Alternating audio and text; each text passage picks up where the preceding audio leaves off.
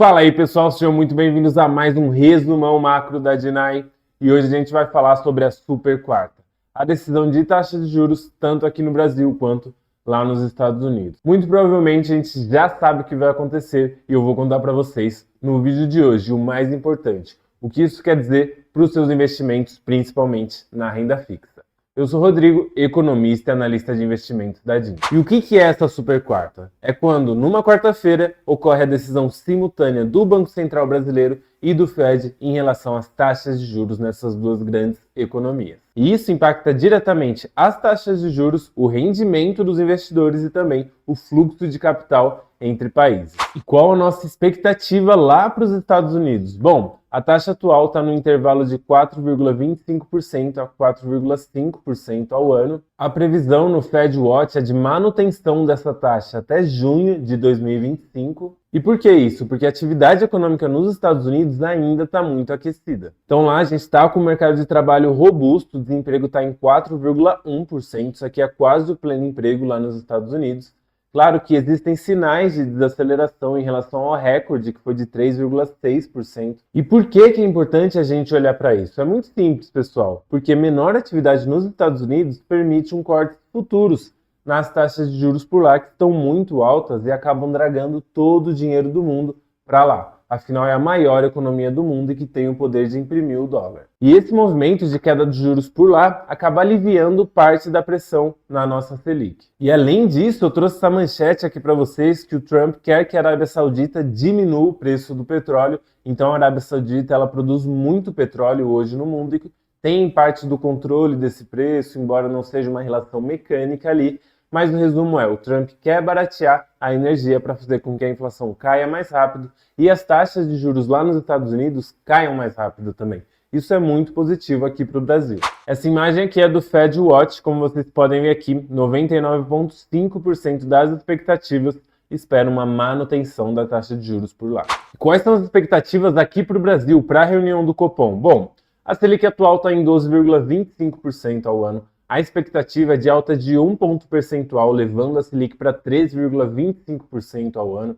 Isso aqui já foi adiantado pelo Banco Central. E a gente tem no Brasil um cenário inflacionário muito ruim. Então o IPCA 15 de janeiro, que é a prévia da inflação, veio com uma alta de 0,11%, frente às expectativas que esperavam uma deflação de menos 0,03%. Então a inflação já veio muito ruim nesse começo de 2025. E o foco do mercado nessa semana, além da decisão, vai estar principalmente na comunicação do Banco Central sobre esse ciclo de alta. A gente tem que entender o que eles vão falar depois dessa decisão e também dados complementares, como o CAGED e a taxa de desemprego, que vão sair na quinta-feira e vão dar sinais de como a economia brasileira está aquecida ou não. E essa manchete aqui evidencia para vocês que, novamente, a pressão nos alimentos vai ser o grande vilão do ano de 2025, foi o grande vilão em 2024 e esse ano, muito provavelmente, vai continuar sendo.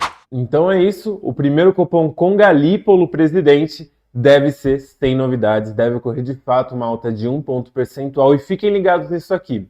Se isso aqui não ocorrer, tiver qualquer outro movimento do Banco Central, as expectativas do mercado muito provavelmente vão se deteriorar. Afinal, na última reunião, o Banco Central foi lá e falou no seu comunicado: nós vamos fazer mais 2 aumentos de 1 ponto percentual nas próximas reuniões. Então, por isso que a gente está falando sem surpresa. E como que fica a sua renda fixa? Vamos entender agora. Bom, é um impacto positivo. A renda fixa pós-fixada no CDI fica ainda mais atrativa. Então, títulos como CDBs, LCAs, LCIs acompanham essa alta dos juros, claro, se forem títulos pós-fixos. Então vamos para o exemplo prático aqui. Você que tem lá o seu Tesouro Selic rendendo 3,25% ao ano, mais uma taxinha marginal, a gente vai considerar que a alíquota mínima de 15% e a rentabilidade líquida, ou seja, o que de fato cai no seu bolso, é de mais ou menos 11,26%. Já quando a gente pega a alíquota máxima para retiradas antes de 180 dias da data da aplicação, a rentabilidade líquida fica 10,27%.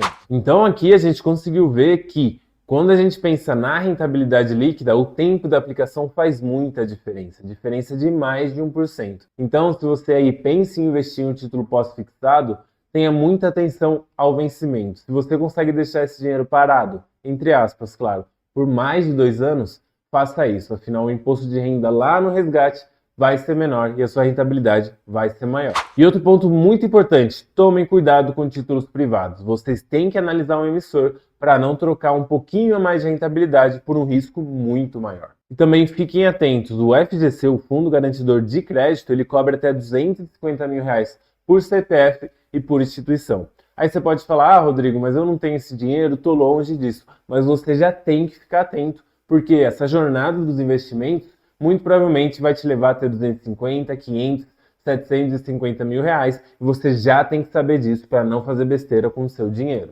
Bora para o resumão então do vídeo de hoje. A Super Quarta promete volatilidade nos mercados, então a gente vai ter muita variação e também oportunidades para renda fixa e para diversificação de carteiras. Além disso, a gente tem que ficar atento às comunicações do Fed e também do Copom. Todas as atenções vão estar voltadas para isso, dada que o corte, a manutenção ou até a alta dos juros já está precificado. E a gente tem que priorizar na nossa carteira segurança e diversificação para não ser tirado do mercado. Isso é o mais importante para o investidor. Bom, pessoal, esse foi o dia de hoje. Fiquem ligados aí, essas decisões vão sair na quarta-feira. Geralmente lá nos Estados Unidos sai por volta das 3, 4 horas.